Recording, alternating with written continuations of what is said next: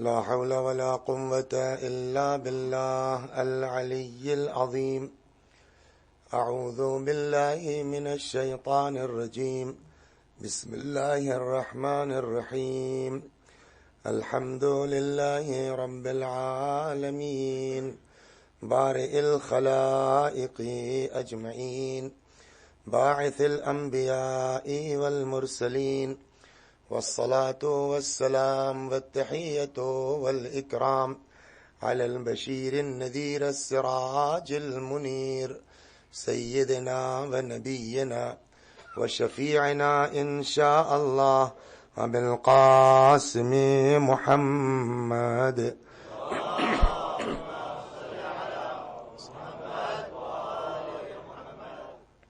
اللهم صل عليه وعلى أهل بيته مظاهر جمالك وجلالك الذين كلامهم نور وأمرهم رشد ووصيتهم التقوى وفعلهم الخير وعادتهم الإحسان وسجيتهم الكرم واللعن على أعدائهم الشاكين فيهم المنحرفين عنهم أجمعين.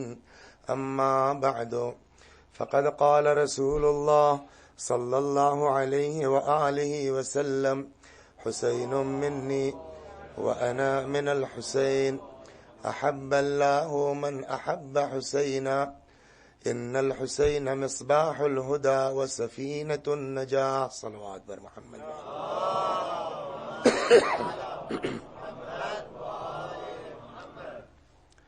ارشاد حضرت ختمی مرتبت ہو رہا ہے: حسین مجھ سے ہے اور میں حسین سے ہوں. اللہ اس سے محبت فرما جو حسین سے محبت کرے. ان الحسین مصباح الہدی والسفینۃ النجاہ. حسین ہدایت کا چراغ ہے اور نجات کی کشتی ہے. ہدایت کا عالم حسین کے یہ ہے کہ بچپنے میں یہودی شکل دیکھ کر کے حسین کے کلمہ پڑھنے کو تیار ہے. عرض کیا جا چکا.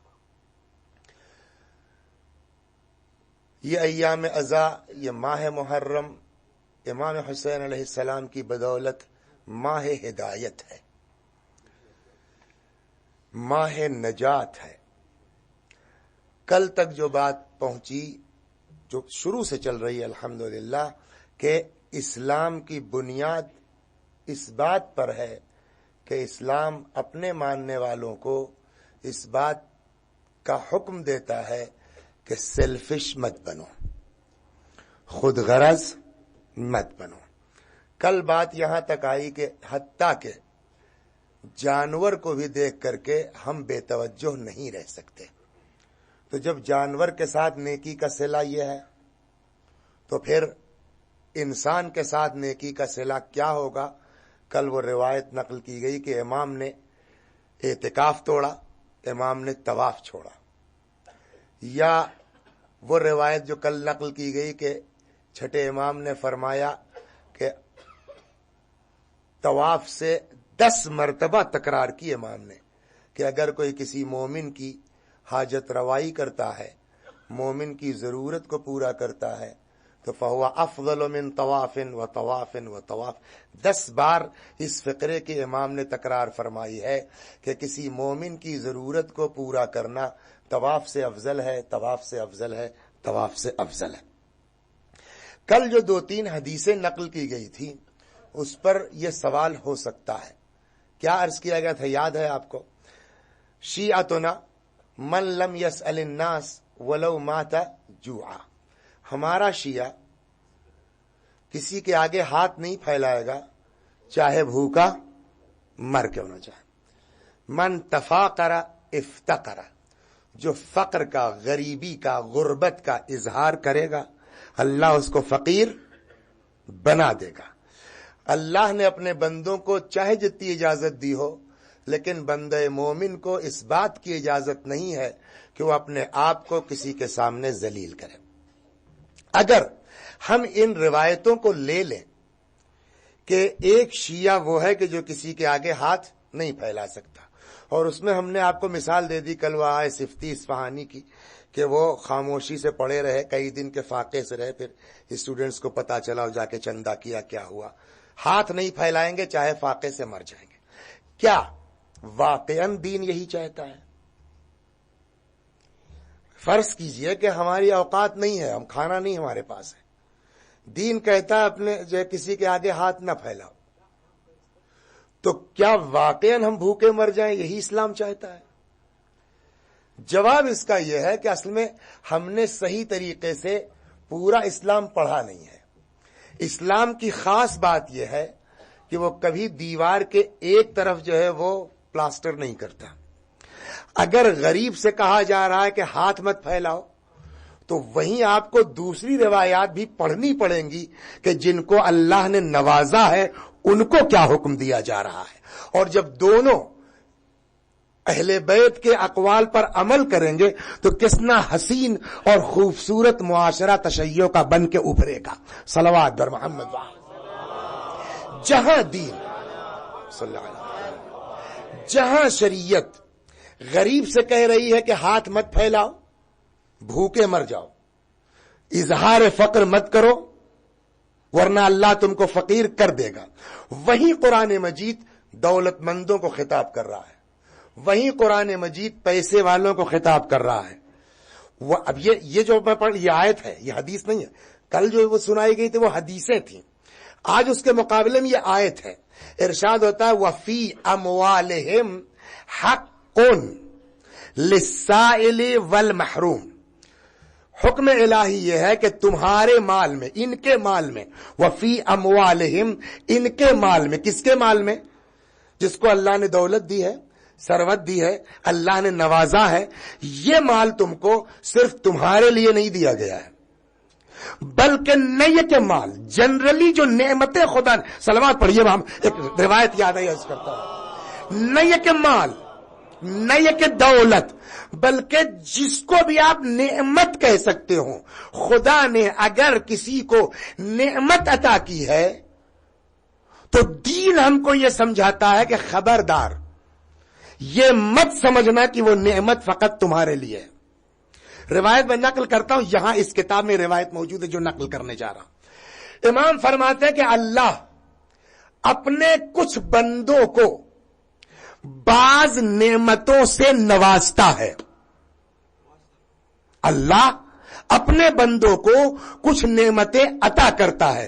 کیوں عطا کرتا ہے؟ دیا ان کو ہے، ڈاکٹر ان کو بنایا ہے، انجینئر ان کو بنایا ہے، خطیب ان کو بنایا ہے، مولانا ان کو بنایا ہے، ملینر ان کو بنایا ہے الگ الگ، لیکن یہ جو ہے وہ ڈاکٹر اپنے لیے فقط نہیں ہے، یہ انجینئر اپنے لیے فقط نہیں ہے، یہ خطیب اپنے لیے فقط نہیں ہے، یہ لکھپتی اور ملینر اپنے لیے فقط نہیں ہے، بلکہ اب روایت یہاں یہ کہتی ہے کہ اللہ اپنے بندوں کو، بعض کو کچھ نعمتوں سے مخصوص کرتا ہے۔ کیوں؟ لمنافع العباد۔ تم کو ڈاکٹر بنایا ہے لیکن فقط تمہارے لیے نہیں ہے، لمنافع العباد، تاکہ اس کے دوسرے بندے تم سے فائدہ حاصل کریں۔ اگر جو نعمت ہم نے تمہیں عطا کی ہے اس سے ہمارے دوسرے بندے فائدہ حاصل کرتے ہیں تب تو وہ نعمت رہے گی، اور اگر تم سیلفش ہو گئے، خود غرض ہو گئے، تمہاری ذات سے اللہ کے بندوں کو فائدہ نہیں پہنچا، تو اب روایت کا جملہ امام فرماتے ہیں کہ خدا تم سے وہ نعمت لے کر کے دوسرے بندے کو دے دے گا تاکہ بقیہ اس سے فائدہ حاصل کریں۔ صلوات بر محمد وآل۔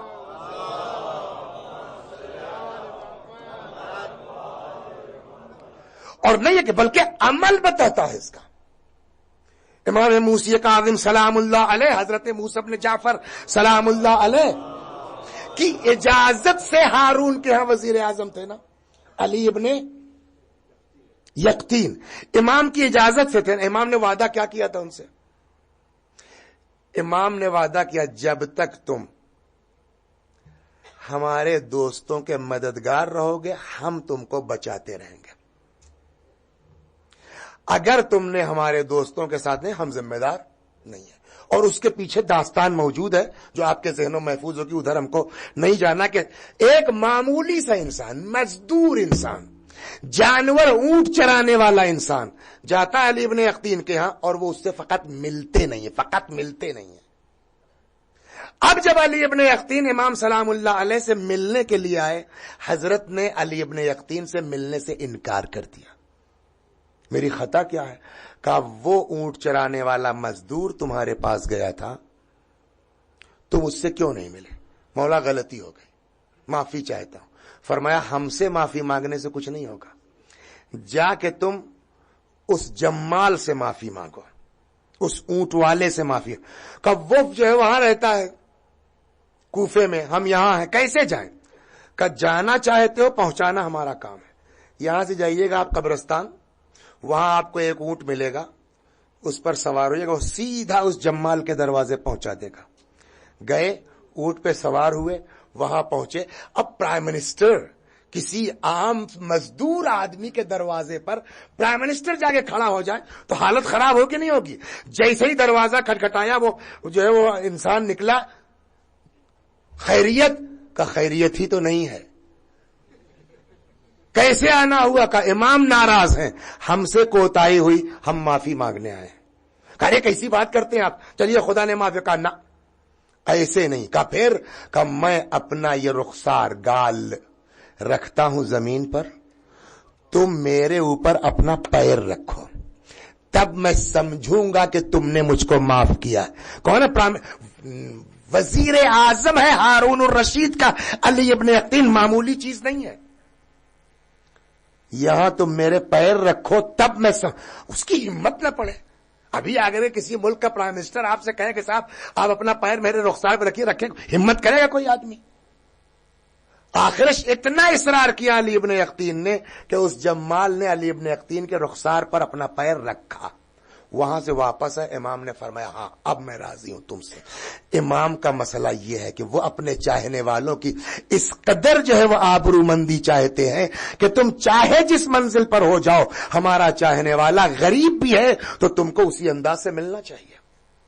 تو اب بات ادھر ادھر نہ جانے پائے، پھر میں واپس آؤں کہ غریب سے تو کہا گیا کہ تم اظہار غربت مت کرو، فقیر سے کہا گیا فاقہ کر لو مر جاؤ مگر اظہار مت کرو.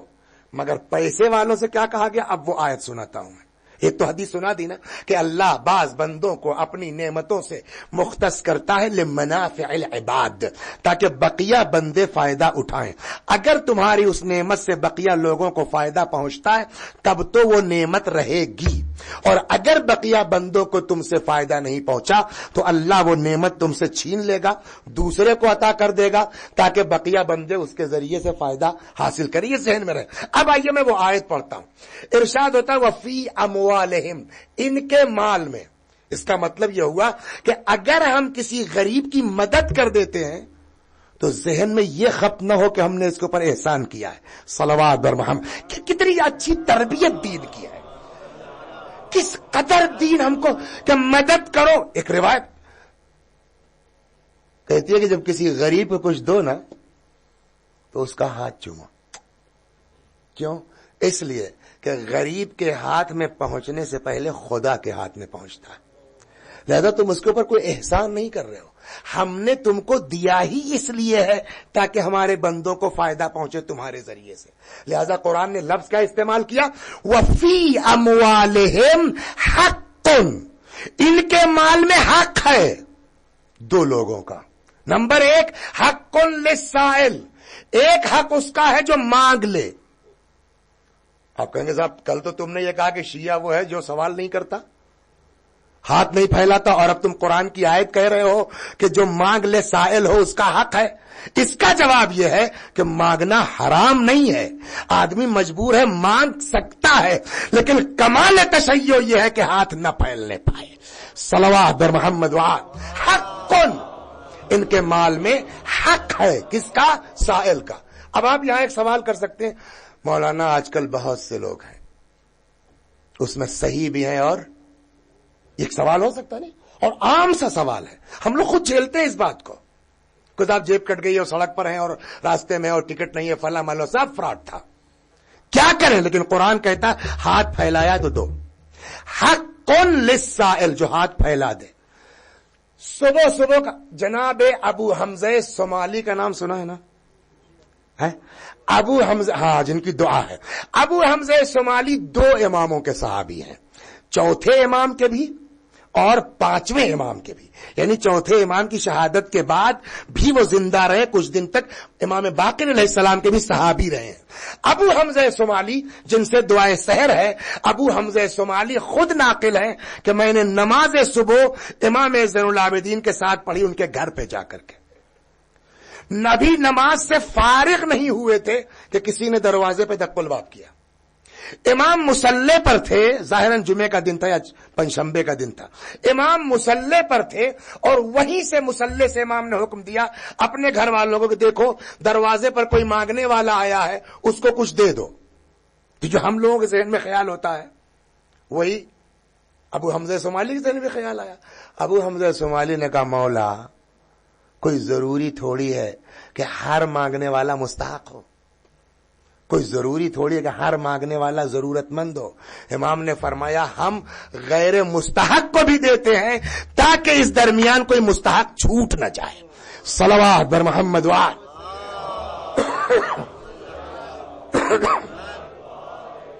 اس لیے کہ ہم کو جو ثواب ملنا ہے اس کی بیس پہ نہیں ملنا ہے کہ وہ صحیح ہے کہ غلط. ہم کو ثواب ملنا ہے اپنی نیت کی بنیاد پر. ہماری نیت اگر خدا ہے، ہماری نیت اگر خالص ہے تو ہمارا ثواب تو طے ہو گیا. وفی اموالہم، ان کے مال میں حق ہے 2 لوگوں کا. کس کا؟ نمبر 1 للسائل، جو ہاتھ پھیلا دے. نمبر 2 والمحروم، اور وہ جو محروم ہے، عزت دار ہے، ہاتھ نہیں پھیلاتا مگر ضرورت مند ہے. کہ تو ہم کیا خواب دیکھ رہے ہیں؟ صلوات بر محمد. ہم کو کیسے پتا؟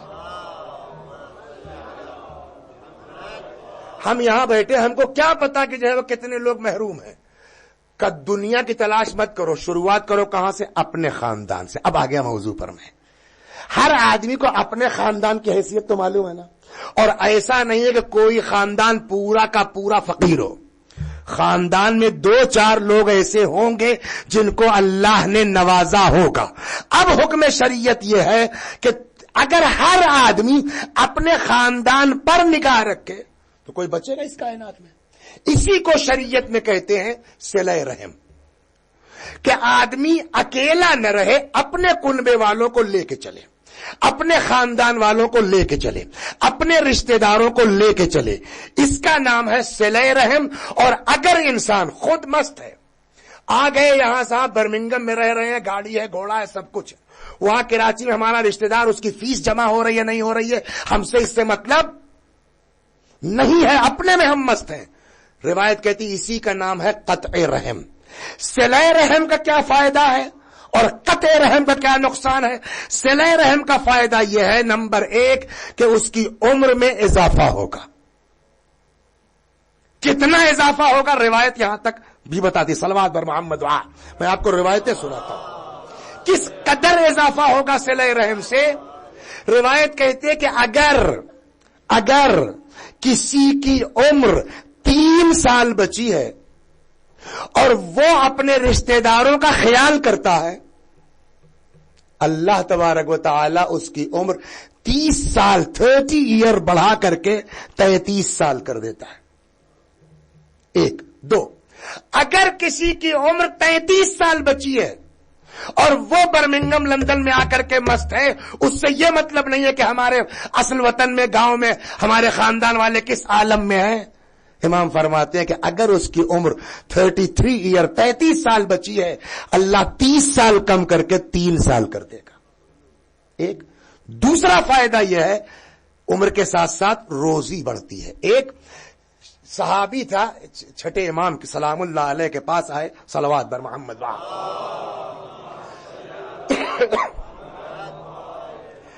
امام کے پاس آتے ہیں، امام اس کو غور سے دیکھ رہے ہیں. اچھا کسی کو بھی غور سے دیکھیے کچھ دیر تو آدمی سوچے گا نہیں کیا بات ہے. اب امام اس کو سلام اللہ علیہ اس کو غور سے دیکھے جا رہے ہیں. کچھ دیر تک برداشت کر لگا، مولا کیا بات ہے؟ حضرت نے کہا یہ بتاؤ تم کرتے کیا ہو؟ جی مزدوری کرتا ہوں. کتنا ملتا ہے؟ 5 درہم. کیا کرتے ہو اس کو؟ کہنے لگا مولا اپنا خرچ چلاتا ہوں اور میرے ایک ماموں ہیں جن کا کوئی آگے پیچھے نہیں ہے, جن کی کوئی خبر لینے والا نہیں ہے. اپنا خرچ چلاتا ہوں اور اپنے ساتھ ساتھ اپنے ماموں کا خرچ چلاتا ہوں. امام نے فرمایا یہی وجہ ہے کہ 2 مرتبہ ملک الموت آ کے واپس جا چکے ہیں. صلوات بر محمد.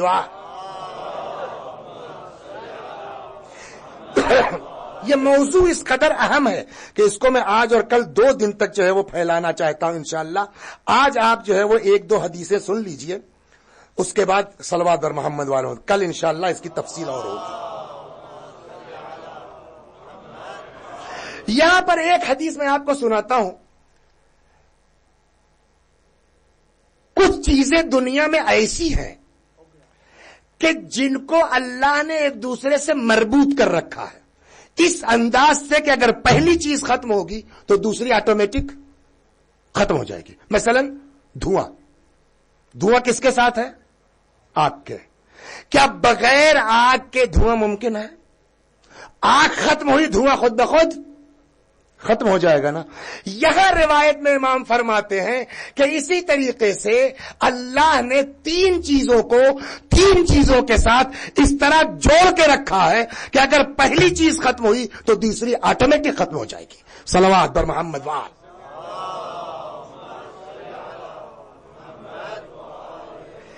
ان اللہ عز وجل امر بثلاثة مقرون بها ثلاثة اخرى. اللہ نے 3 چیزیں ایسی رکھی ہیں کہ جس سے 3 چیزیں مقرون ہیں, ملی ہوئی ہیں اس انداز سے کہ پہلی اگر قبول نہیں ہوئی تو دوسری والی بھی قبول نہیں ہوگی. وہ بالکل سامنے کے سب کو یاد ہے. اقیموا الصلاۃ وآتوا ساتھ ساتھ آیا. جہاں قرآن میں آپ دیکھیے نماز کے ساتھ زکات ہے, یہاں فمن امر بالصلاۃ والزکات. اللہ نے جہاں نماز کا حکم دیا ہے وہاں زکات کا حکم دیا. اب یہاں ایک سوال آپ کر سکتے ہیں, زکات سب پر تو واجب نہیں ہے. جس کے پاس زمین ہی نہیں ہے, اتنا گیہوں پیدا نہیں ہوتا, 9 چیزوں پہ زکات واجب ہے نا. گیہوں ہے, کشمش ہے, کھجور ہے, جانور ہے, سونا ہے, اتنا ہوتا ہی نہیں. کہ یہاں ممکن ہے زکات واجب. جو صدقات آدمی کرتا ہے نا, جو کسی کی مدد کرتا ہے, اس کو کہتے ہیں مستحبی زکات, وہ بھی زکات میں آتی ہے. امر بالصلاۃ والزکات, اللہ نے حکم دیا نماز کا اور زکات کا. فمن صلی, دیکھیے اسلام, میں پھر دوہراؤں, اسلام فقط نماز کا نام نہیں ہے, اسلام فقط روزے کا نام نہیں ہے, اسلام فقط حج کر لینے کا نام نہیں ہے. اسلام چاہتا سماج کو لے کے چلو, معاشرے کو لے کے چلو.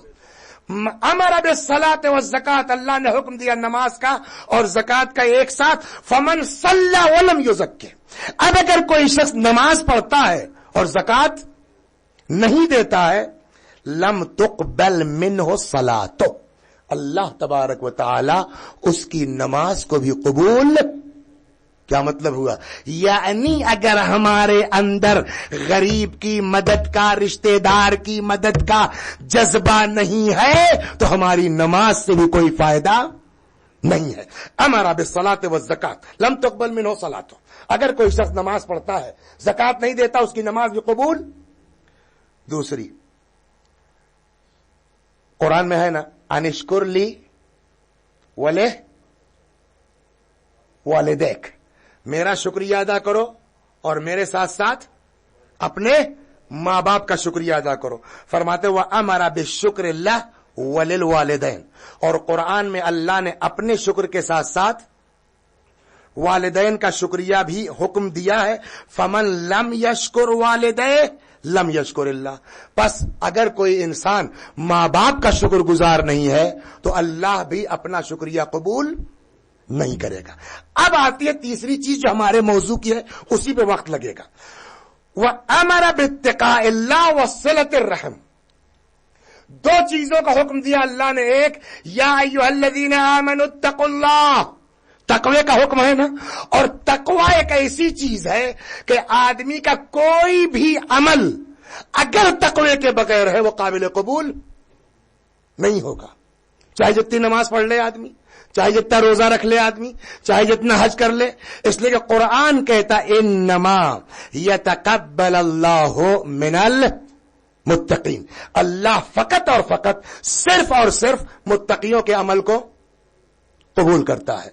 अगर दिखावे के लिए अमल है, वाह वाह के लिए अमल है, तो न ये कि अल्लाह कबूल नहीं करता, बल्कि हो सकता है कि हमारा इस्लाम भी रुखसत हो जाए। हो सकता है हम मौलाना रह जाए मगर मुसलमान न रह जाए, अम्मामा सर पर हो और मुसलमान न रह जाए। क्यों? इसलिए कि खुदा के लिए अमल नहीं, शिर्क किया ना तुमने। चुनांचे रिवायत एक है, सलवात बर मोहम्मद वाह, मीजानुल हिकमत में इमाम से रिवायत है कि अगर किसी का अमल अल्लाह के लिए नहीं है तो कल को उसको 4 नामों से पुकारा जाएगा क़यामत में। मसलन मिसाल दे दी जाए, इफ्तार, सवाब पता है इफ्तार का क्या है? किसी मोमिन को इफ्तार करवाने का सवाब क्या है? पैगंबर ने फरमाया बुझाओ जहन्नम की आग को मोमिन को इफ्तार करवा करके। किसी बंदे मोमिन को इफ्तार करवाने से जहन्नम की आग बुझ जाती है। एक शख्स ने कहा या रसूल अल्लाह हमारे पास नहीं है, तो फरमाया वलौ बे तमरिन, कुछ नहीं है, एक खजूर है वो दे दो किसी रोजेदार को। वलौ बे शरबत माइन, खजूर भी पैसा लगता है ना, पानी में तो पैसा नहीं लगता। वलौ बे शरबत माइन, एक गिलास पानी लेके खड़े हो जाओ लेकिन मोमिन को इफ्तार करवाओ। इतना मसला मर्तबा है कि अगर कोई मोमिन को इफ्तार करवा दे, चाहे खजूर सही, खजूर नहीं, एक गिलास पानी सही, जहन्नम की आग बुझ सकती है। लेकिन कब यह है? जब खुदा के लिए हो। अब यहां पर इमाम हमने इफ्तारी भेजी, कल वाली जो इफ्तार थी वो हल्की फुल्की थी, लोग निकले क्या है यार, जब नहीं औकात बिला वजह क्या करते हैं ये। अब वसी हसन साहब देख रहे तो हो ये चले थे इफ्तार करवाने, दूसरे दिन वसी हसन साहब ने 500 पाउंड खर्च कर दिए। कल वाले ने बेचारे ने, गरीब आदमी था, 100 पाउंड के अंदर खत्म कर दी उसने, उसका हमने मजाक उड़ाया। दूसरे दिन हम आए, 500 पाउंड की इफ्तार हमने मस्जिद में लगा दी। न 100 पाउंड वाला हमेशा जिंदा रहेगा न 500 वाला, मरना दोनों को है। अब जब पहुंचे दोनों, तो जिस आदमी ने 100 पाउंड खर्च किए थे उसकी तो आग बुझ चुकी है, और जिस आदमी ने 500 खर्च किए थे उसकी जहन्नम की आग और भड़क रही है। पहचानिए दीन क्या सिखाता है। बोलने वाले ये कौन सी अदालत, उसने 100 रुपए खर्च किए, उसकी जहन्नम की आग बुझ गई, मैंने 500 खर्च किए, मेरी और भड़क रही है। आवाज़ कुदरत आएगी, उसने मेरे लिए किया था, मैंने अपना काम कर दिया, वादा पूरा। तुमने पब्लिक की वाह वाह के लिए किया था कि लोग कहेंगे या सुभान अल्लाह क्या मोमिन आदमी है, अपनी वाह वाह के लिए। जैसे ही तुमने अपनी वाह वाह उसमें लगाई, शिर्क हुआ कि नहीं हुआ? अब रिवायत सुनिए, जब तक हमने इफ्तार नहीं की थी तब तक तो मुसलमान थे, जब तक मस्जिद में इफ्तार नहीं भेजी थी तब तक तो मोमिन थे। जिस दिन इफ्तारी भेज दी, अगर खुदा दरमियान में नहीं है, वो ईमान भी रुखसत हुआ, वो दीन भी रुखसत हुआ। लिहाजा इमाम फरमाते हैं कि जिसका अमल खुदा के लिए नहीं, मैं इसको फेंट रहा हूं इसीलिए कि मैं उस वहां ले जाना चाहता हूं जो ये हदीस कह रही है। सलवात बर मोहम्मद वाह।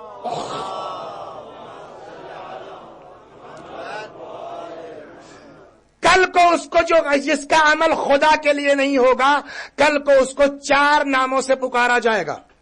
या काफिर, मामूली चीज है, अम्मामा है, कबा है, सब कुछ है, लेकिन अगर यह अमल खुदा के लिए नहीं है तो यही अमल कल को क़यामत में सबब बनेगा क्या पुकारने का? या काफिर, ए काफिर, या गादिर, ए धोखेबाज, या खासिर, ए घाटा उठाने वाले, या फाजिर, ए बदकिरदार, हो बेता अमलुक व बतल अजरुक, तेरा अमल बर्बाद, तेरा अजर बातिल। पालने वाले क्यों? इसलिए कि मेरे लिए कब किया था। तो इसका मतलब यह हुआ कि सारा अमल उसका दारोमदार काहे पर है? तकवे पर है।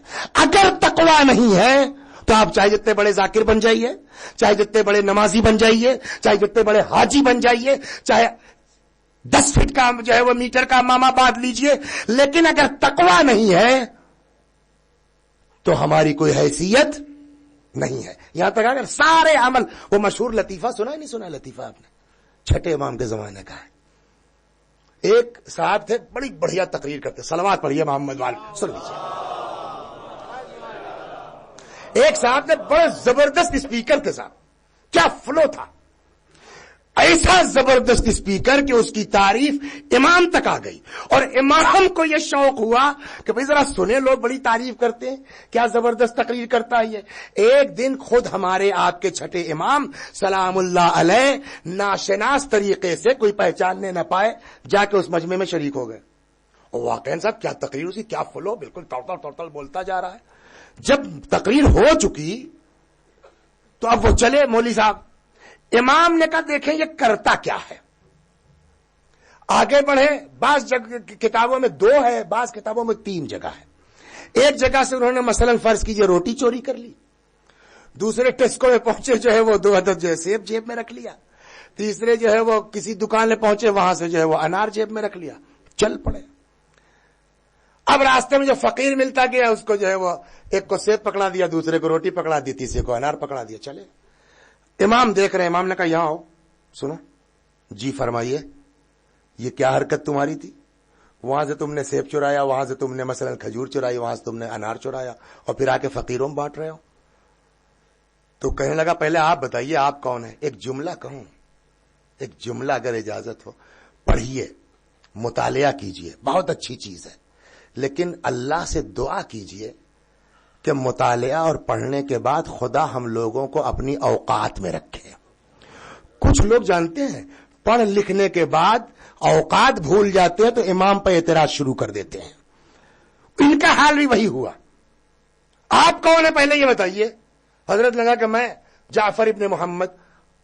अच्छा, ओहो, आप ही हैं, अपने को इमाम कहते हैं। देखिए औकात भूल रहा है आदमी, अपने को इमाम कहते हैं आप, और आपको जो है वो कुरान नहीं मालूम। अल-अयाज़ु बिल्लाह, अस्तगफिरुल्लाह।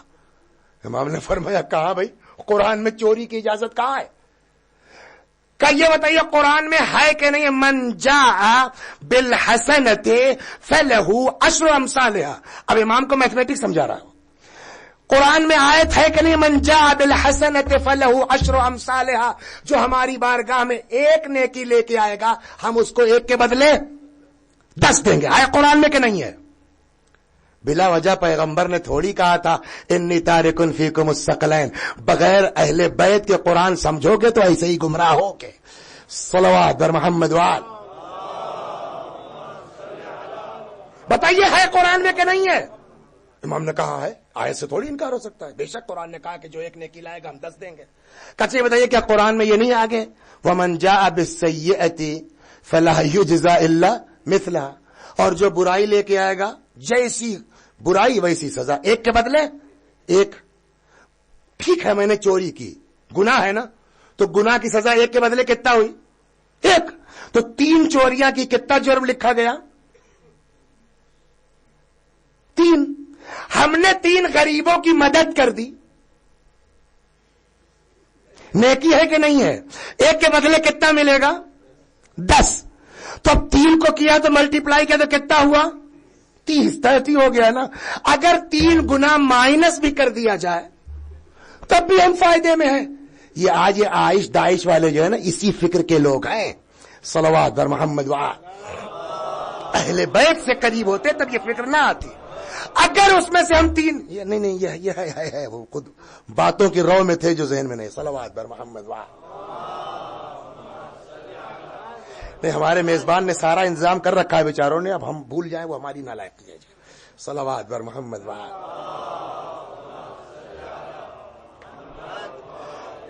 तो अब अगर उसमें से 30 में से 3 कम कर दें तो कितना हुआ? 27 हो गया ना, 27 मिल गया ना। हमारा नुकसान कहां हुआ? इमाम ने फरमाया बात तो ठीक है तुम्हारी, लेकिन तुमको ये आयत नजर आ गई और वो आयत तुम भूल गए کہ جہاں قرآن نے قبولیت کی شرط کیا لگائی ہے؟ انما یتقبل اللہ من المتقین، اللہ صرف اور صرف متقیوں کے عمل کو قبول کرتا ہے۔ جب تم نے چوری کر لی تو تقویٰ تو ختم ہو گیا نا۔ اب جب تقویٰ نہیں ہے تو 3 نہیں تم 3000 لوگوں کی مدد کر دو، گناہ تو لکھا جائے گا، ثواب نہیں لکھا جا سکتا ہے۔ یہاں تک اب آ گئے۔ اب میں شاید اپنے مجمع کو یہ سمجھانے میں کامیاب ہو گیا کہ کوئی بھی عمل، چاہے ہماری نماز ہو، چاہے ہمارا روزہ ہو، چاہے ہماری غریبوں کی مدد ہو، اس وقت تک قابل قبول نہیں ہے جب تک تقوی کے ساتھ نہ ہو گئی نا بات۔ اب اس کو ذہن میں رکھیے، ہم چلے کہاں سے تھے؟ اللہ نے 3 چیزوں کو 3 چیزوں کے ساتھ ملا کے رکھا ہے کہ پہلی اگر مائنس ہوئی تو دوسری خود بخود ختم ہو جائے گی۔ جیسے نماز اور زکات، اگر کوئی شخص نماز پڑھے زکات نہ دے تو نماز قبول نہیں ہے۔ حکم دیا اس نے اپنے شکریہ کا اور ماں باپ کے شکریہ کا۔ اگر کوئی ماں باپ کو ناراض کرے، اللہ کا شکریہ ادا کرے، خدا اپنا شکریہ قبول نہیں کرے گا۔ تیسری چیز جو امام نے فرمائی وہ یہ ہے کہ وہ امرا باتقاء اللہ وصلۃ الرحم، اور اللہ نے حکم دیا ہے 2 چیزوں کا ایک ساتھ، تقوی کا اور رشتہ داروں کے خیال کرنے کا۔ کیا مجھ کو اس کے بعد مزید وضاحت کی ضرورت ہے؟ اگر کوئی زکات نہ دے نماز پڑھے قبول نہیں ہے، اگر کوئی جو ہے ماں باپ کا شکر گزار نہ ہو اللہ اپنا شکریہ قبول نہیں کرتا۔ اسی طرح سے اللہ نے 2 چیزوں کا ایک ساتھ حکم دیا ہے، امرا باتقاء اللہ وصلۃ الرحم، اللہ نے تقوی کا اور صلہ رحم کا حکم ایک ساتھ دیا ہے۔ پس اگر کوئی شخص صلہ رحم نہیں کرتا تو اس کے اندر تقوی نہیں ہے، اور یہ بات طے ہو چکی کہ اگر تقوی نہیں ہے تو نہ نماز قبول ہے، نہ روزہ قبول ہے، نہ عبادت قبول ہے، نہ حج قبول ہے، نہ یہ مجلسیں قبول ہے۔ تو اب کہنے دیجئے کہ اگر کوئی شخص اپنے رشتہ داروں سے لڑ کے آتا ہے تو نہ مجلس قبول ہے، نہ کوئی عبادت قبول ہے۔ پہلے رشتہ داروں سے صلح کرو، پھر حسین کی بارگاہ میں آنے کی کوشش کرو۔ صلوات بر محمد و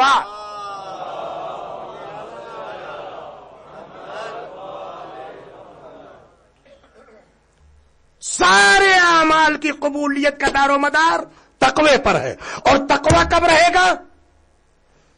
جب رشتہ داروں سے اچھے رہیں گے۔ لہذا ہم یہ سوچ کر رہے ہیں کہ صاحب اس نے ہمارے ساتھ انشاءاللہ بعض وقت میں کل عرض کروں گا کہ بہت سے لوگوں کے رشتہ دار ہوتے ہیں جو گڑبڑ ہے، ستایا، واقعی ستایا ہے، واقعی شرارت کی ہے انہوں نے، ان کے لیے کیا کریں؟ واقعی ان سے ہم ملتے رہیں۔ روایات کل انشاءاللہ عرض کروں گا۔ آج ایک چھوٹی سی داستان، تاکہ اس میں صرف حدیثیں سننے پہ آدمی تھک جاتا ہے، ایک قصہ ضروری ہے۔ صلوات بر محمد وآل۔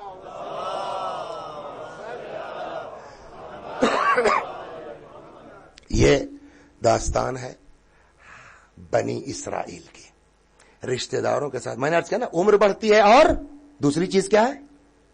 روزی بڑھتی ہے۔ اسی میں روایت ہے، یہ دیکھیے، وہ تو زبانی کہہ دی تھی، وہ سنا دوں آپ کو۔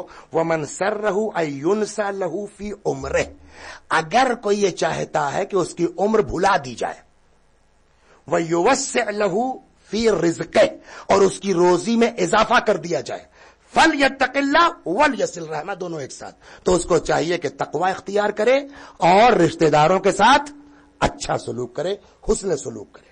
2 بھائی تھے۔ کہاں کی داستان ہے؟ جناب موسیٰ کے قوم کی ہے، یعنی بنی اسرائیل کی۔ بنی اسرائیل میں 2 بھائی تھے، دونوں بھائی کا کام ایک ساتھ تھا، یعنی زراعت، فارمر تھے، دونوں بھائی ایک ساتھ کھیتی کرتے تھے۔ گیہوں کی فصل ہے، کٹ گئی، دانا الگ کر دیا گیا، اور اب پتہ نہیں آپ سمجھتے نہیں، بھوسا الگ کر دیا گیا۔ اب بٹوارے کی نوبت ہے، آدھا ان کا، محنت دونوں کی برابر ہے، آدھا ان کا آدھا ان کا، دونوں کا الگ الگ حصہ ہو گیا، یہ بڑے بھائی کا، یہ چھوٹے بھائی کا۔ شام ہو گئی، گھر کے فاصلے پر کھلیان ہے جہاں یہ سارا کام ہو رہا ہے۔ بڑے بھائی نے کہا کہ ایسا ہے کہ اب شام ہو رہی ہے، سب تو ہو گیا، اب تو گھر ہی لے چلنا ہے، تو میں کھانا کھا کے آتا ہوں، پھر تم جاؤ کھا کے آؤ، پھر رکھتے ہیں صبح انشاءاللہ۔ بڑا بھائی چلا گیا کھانا کھانے۔ اب چھوٹا بھائی، میری نہ شادی نہ بیوی نہ بچے، میرا خرچ ہی کتنا ہے. بھائی جان ان کے بیوی بچے بھی ہیں، ان کا خرچ زیادہ ہے، اور ملا دونوں کو برابر ہے. تو یہ بات تو اچھی نہیں ہے. اگر بتا کے دوں گا کہ آپ لے لیے تو یہ احسان ہو جائے گا. اسلام کہاں لے جانا چاہتا ہے؟ اگر بتا کے دوں گا تو بڑے بھائی پر احسان ہو جائے گا، وہ بیچارے جھکیں گے، دبیں گے. لہذا جب چلے گئے تب اس نے سوچا کہ اگر میں اپنے حصے کا آدھا گیہوں بھائی جان والے میں ڈال دوں تو ان کا خرچ آسانی سے چل جائے گا. اس نے کیا کیا صاحب، اپنے گیہوں میں سے تو دونوں پاس پاس جو ہے وہ ڈھیر لگے ہوئے ہیں، آدھا اٹھایا اور بھائی والے میں ڈال دیا. اب وہ کھانا کھا کے آئے، کہنے لگے جاؤ میاں تم کھانا کھا کے آؤ، میں بیٹھتا ہوں. اب وہ چلا گیا. اب بڑے بھائی کا مزاج، میری تو جیسے تیسے کٹ رہی ہے. یہ چھوٹا بھائی بیچارہ غربت کی وجہ سے شادی نہیں کر پا رہا ہے. اگر میں، آپ غور کر رہے ہیں نا، اگر میں اپنے والے سے میری جیسے تیسے کٹی جائے گی، آدھا گیہوں اس بھائی والے میں ڈال دوں تو اس کو کچھ بچ جائے گا، بیچ بیچ کر کے بیچارہ شادی کا انتظام کر لے گا. بڑے بھائی نے کیا کیا، چھوٹے بھائی کے حصے میں ڈال دیا.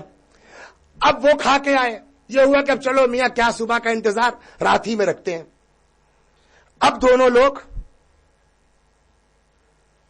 لے جا رہے ہیں، لے جا رہے ہیں، لے جا رہے ہیں، لے جا رہے ہیں. ہمیں کتنا گیہوں ہو گیا. اب جو اجالا ہوا، صبح ہوئی، تو یہ دیکھ رہے ہیں کہ ہمیں جتنا پیدا ہوا تھا سب تو میرے گھر میں ہے. اور ادھر بڑے میاں دیکھ رہے ہیں ہمیں جتنا پیدا ہوا تھا سب تو میرے گھر میں آئے. اب رات کے اندھیرے میں ہم سب اٹھا لائے کیا؟ ادھر سے وہ چلے کہ آخر معاملہ کیا ہے، سب تو میرے یہاں ہے. ادھر سے چھوٹا والا چلا کہ معاملہ کیا ہے، سب تو میرے یہاں ہے. دونوں کی راستے ملاقات ہوئی. وہ کہا سب تو میرے گھر میں آ گیا. کہنا سب تو میرے گھر میں آ گیا ہے. یہ دونوں آپس میں بھائی بحث کر رہے تھے کہ ان دونوں کے کانوں میں زمین و آسمان کے بیچ سے آواز آئی کہ دونوں کے یہاں صحیح پہنچا ہے. جب بھائی ہو کر کے ایک دوسرے کا اتنا خیال ہے تو میں تم دونوں کا اللہ ہوں. صلوات بر محمد وا.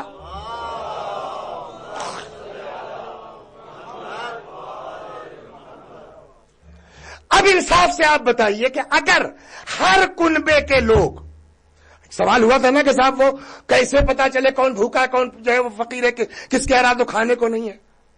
صرف اپنا خاندان ہم ہر آدمی دیکھ لینا، اپنا رشتہ دار دیکھ لے تو ہر خاندان رشتہ داری میں ایک آدھ دو لوگ ڈھنگ کے ہوں گے جن کے، تو پھر وہ بھی ذلت سے محفوظ ہو جائے گا کہ یہاں اپلیکیشن دے رہے ہیں اور وہاں درخواست دے رہے ہیں، اس ادارے کو کہہ رہے ہیں. خاندان والوں خرچ اٹھا لیں گے، اس سے فائدہ روزی بھی ہوگی. اور ایک روایت آخری سن لیجئے، سو کل پڑھنے والا آج ہی سن لیجئے، عجیب ہے.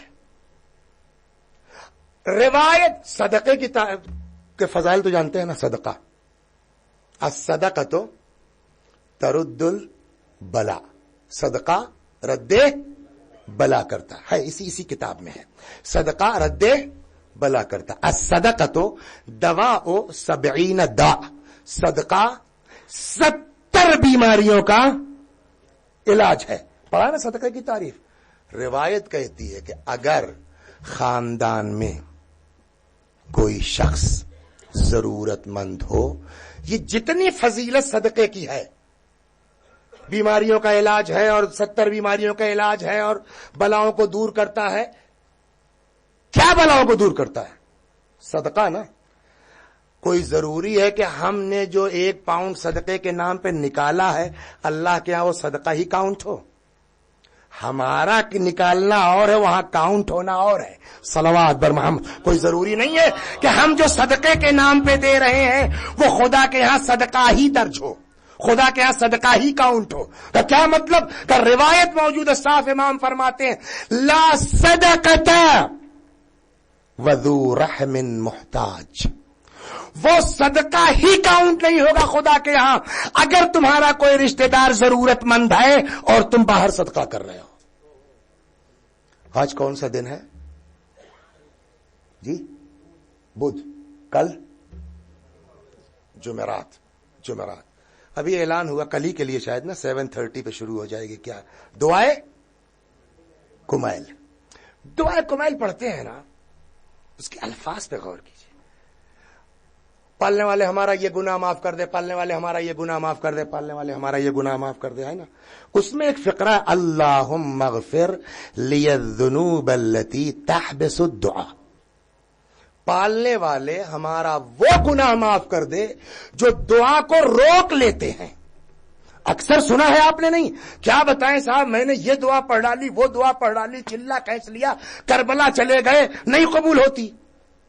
کہ پہلے یہ پتا کرو کیوں نہیں قبول ہوتی. کچھ گناہ ایسے ہیں کہ جس کی وجہ سے دعا قبول نہیں ہوتی. چنانچہ دعا کمیل کا اللہم اغفر لی الذنوب التی تحبس دعا. پالنے والے ہمارے دعائے کمیل پڑھنا کمال تھوڑی ہے. اس کے مفاہیم پر ہم غور کریں کہ کیا کہہ رہے ہیں امام سلام اللہ علیہ, مولا کا پیغام کیا ہے. یہ فقرہ علی کا ہے, کسی اور کا نہیں ہے. اللہم اغفر لی الذنوب التی تحبس الدعاء. خدا ہمارے ان گناہوں کو معاف کر دے جو دعاؤں کو حبس کر لیتے ہیں نا, روک لیتے ہیں, اریسٹ کر لیتے ہیں, اللہ کی بارگاہ تک پہنچنے نہیں دیتے. وہ کیا ہے؟ یہاں روایت موجود ہے, امام فرماتے ہیں قطیعۃ الرحم تحجب الدعاء. رشتہ داروں سے الگ ہو کے رہنا دعاؤں کو اللہ تک پہنچنے سے روک لیتا. اب اگر کسی کے رشتہ دار سے تعلقات خراب ہیں, کربلا چلے جاؤ, امام دعا تمہاری قبول نہیں کر سکتے جب تک آپس میں مصالحت نہیں کر لو گے. صلوات بر محمد دعا. بس آج کی گفتگو اتنی, کل انشاءاللہ اس پر گفتگو ہوگی, اس لیے کہ اس کو چھیڑیں گے تو لمبا ہو جائے گا. اگر کسی کے رشتہ دار غلط ہو, اور ایسا نہیں ہے کہ سب کے رشتہ دار بڑے معصوم ہیں, بڑے نیک ہیں, بڑے اچھے ہیں, ایک سے ایک شرارتی رشتہ دار بھی ہیں, ان کے مقابلے میں ہماری ذمہ داری کیا ہے؟ اشارتاً آج کہہ دیں کہ جو حسین کے در سے وابستہ ہوتا ہے نا, وہ سامنے والے کو نہیں دیکھتا, وہ اپنی حیثیت کے اعتبار سے عمل کرتا ہے. کل حضرت حر سلام اللہ علیہ کی گفتگو تھی نا, اور بات یہ رہ گئی تھی یہاں سے کہ پیاسے تھے, شدید پیاسے تھے, جانوروں کی زبانیں منہ سے باہر نکلی ہوئی تھی. امام نے پانی پلا دیا. اس کے بعد کیا ہوا؟ اسی سردار لشکر نے امام حسین کی لجام پکڑ لی اور گھیر کے کربلا لے آیا. مولا یہ کیوں کیا آپ نے؟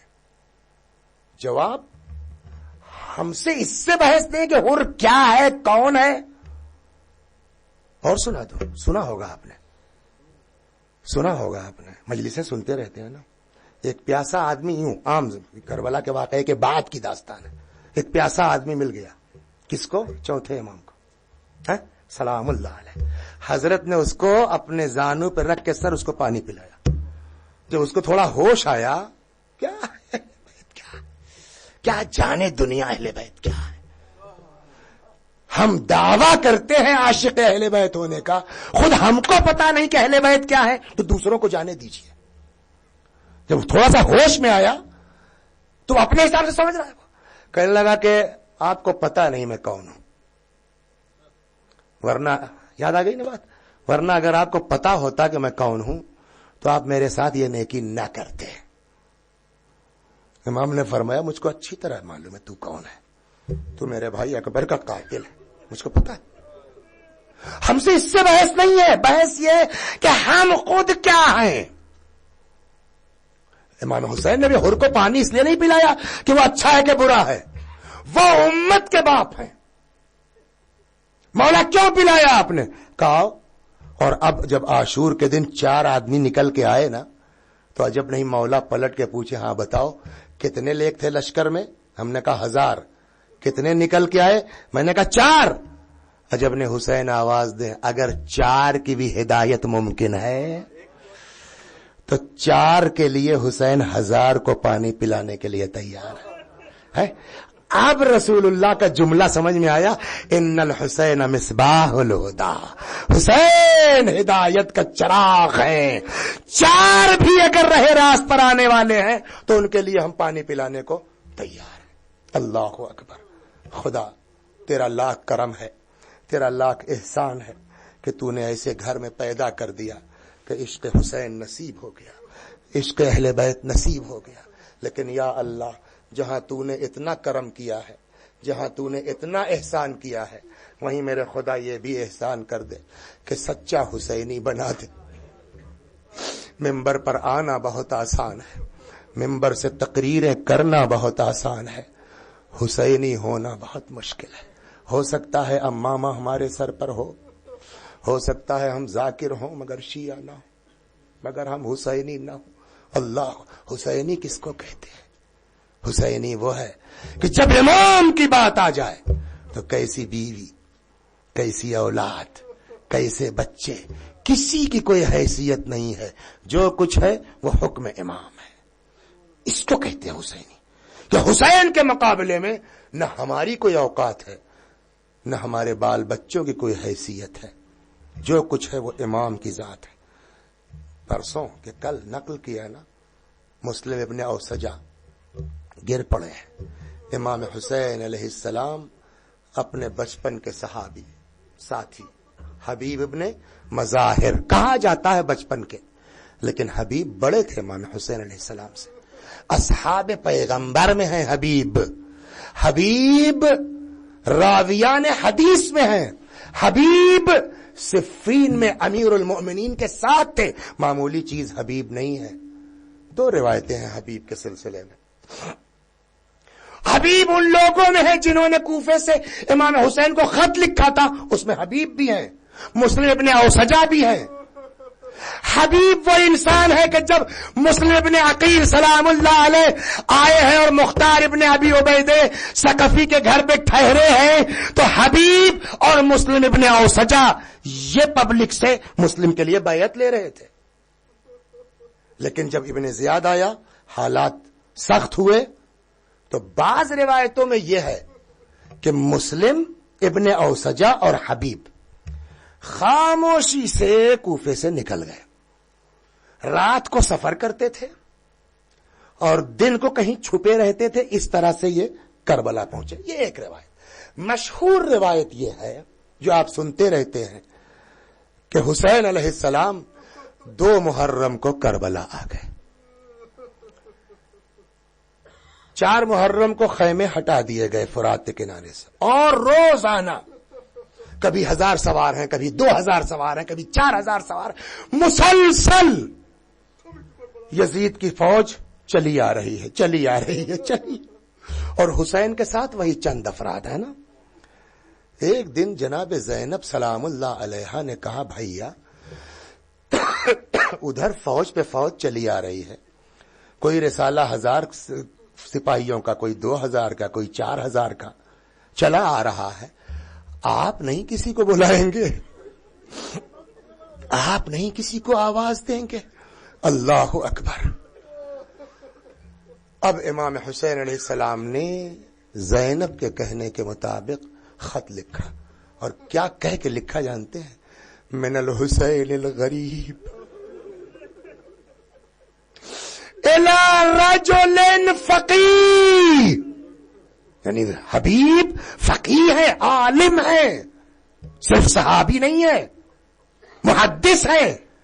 इला रजुलिन फकीह पहुंचा खत। बाज कहते हैं कि हबीब अपने घर में थे और शायद खाना खा रहे थे। दरवाजा खटखटाया गया, दरवाजा खोला, क्या है? कहा मैं कासिद हुसैन हूं, ये खत मौला ने भेजा है। हबीब खत लेके अंदर आए। बीवी ने पूछा किसका खत है? कहा हुसैन का खत है। आप सोच सकते हैं कि वो हबीब जो अभी कुछ दिन पहले मुस्लिम अपने अकील के लिए बैयत ले रहे थे, वो माज़अल्लाह हुसैन की नुसरत से सरताबी करेंगे, लेकिन अपने घर में खुद हबीब जांचना चाहते थे कि मेरी बीवी किस हद तक है आशिक हुसैन। किसका खत है? का हुसैन का। क्या लिखा है? کہ کربلا میں ہے، نصرت کے لیے بلایا ہے۔ کہ تو مجھ سے کیا مطلب ہے، میں کیوں جاؤں؟ ایک مرتبہ مومنہ تڑپ گئی، کہا بھی نبی کا لال تم کو پکار رہا ہے، اگر نہیں جا سکتے لو میری چوڑیاں تم پہنو، میں جاتی ہوں حسین ابن علی کے لیے۔ حبیب نے کہا نہیں ایسی بات نہیں، میں تو صرف تم کو جانچنا چاہ رہا تھا کہ دیکھیں تم کس حد تک عاشق حسین ہو۔ ٹھیک میں جاتا ہوں۔ غلام سے کہا میرا گھوڑا لے کے جاؤ، کوفے کے باہر کھڑے ہو جانا، کوئی سمجھنے نہ پائے میں دھیرے سے آتا ہوں۔